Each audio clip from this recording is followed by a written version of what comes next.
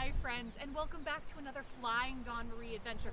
This week we are along the Central Coast, and I'm bringing you for a tour of the historic Piedras Blancas Light Station. Come join me.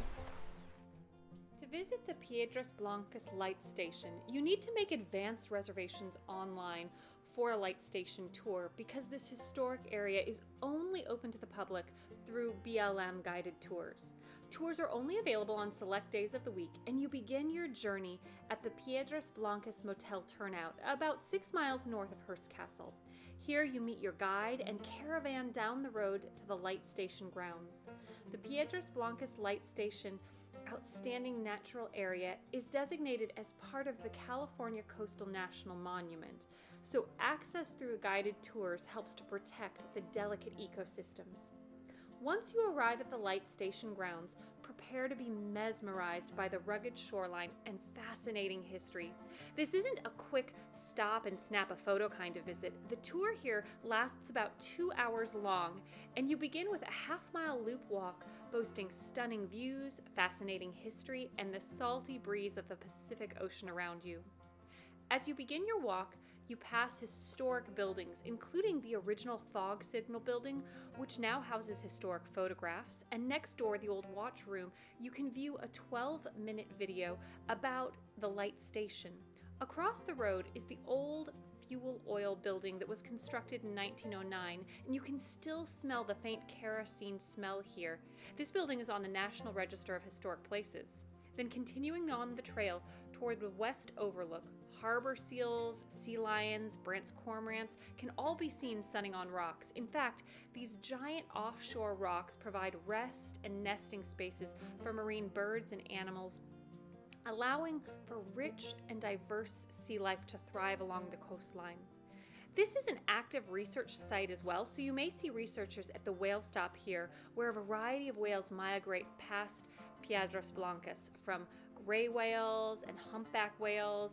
Occasionally, even blue whales or orcas can be seen from the shoreline. Otters can also be frequently seen resting in the kelp forest along the large rocks. And as you continue on, you'll likely see elephant seals near the old wharf area. The Piedras Blancas Elephant Seal Rookery is home to over 20,000 northern elephant seals each year. But this place is more than just the buildings. It's alive with the native flora and fauna.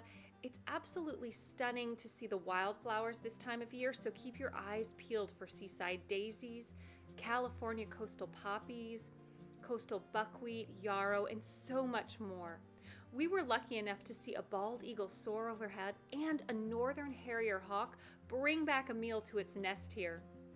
Continuing on the walk, you pass the old BLM buildings and Coast Guard housing, as well as the spot of the old lighthouse keeper's house. You can also visit the small but informative museum and help support the light station by making a purchase at the gift shop. If you don't notice me talking on camera a lot, that is because it is incredibly windy along the Central Coast, particularly today. We have 20+ mile-an-hour gusts. So it's beautiful, but just remember something warm, some sun protection, and be ready for the wind here. As we explore today, I also want to mention my full Flying Dawn Marie California Central Coast travel guide and itinerary, which highlights this area and many more Central Coast gems. If you're planning a California Central Coast road trip, make sure to check that out on my website. Of course, the lighthouse here is the main attraction, and it was first lit in 1875, guiding ships past the rocky shoreline during California's booming maritime trade. Back then, this stretch of coast was known for its treacherous waters, and the lighthouse served as a critical beacon for navigating the dangers. It's incredibly special to head inside and see this piece of history up close. You even get to look at examples of the different lights used over the last 150 years. Originally 100 feet tall, the upper part of the tower was removed in 1949 due to earthquake damage. But even today, what remains is still a striking presence against the horizon. And you can actually still see the top of the tower. Now, after you're done with your tour, head to Main Street, and the light is on display in the heart of Cambria.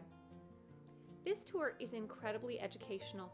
You learn about maritime geology, the native history, local plant life, and how the light station continues to play a role in weather reporting and coastal protection.